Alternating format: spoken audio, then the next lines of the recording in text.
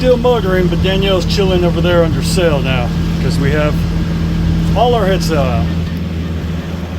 We're doing 6.1, 6.2 knots and 6 knots around.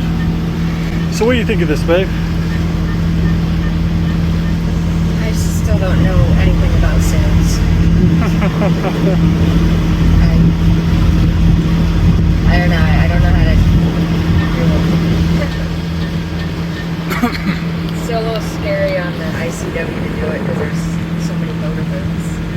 Yeah, leave that. I'm about to back down the RPMs on the engine, see what that does. There we go. We're back down to neutral. Let's see how fast we go now.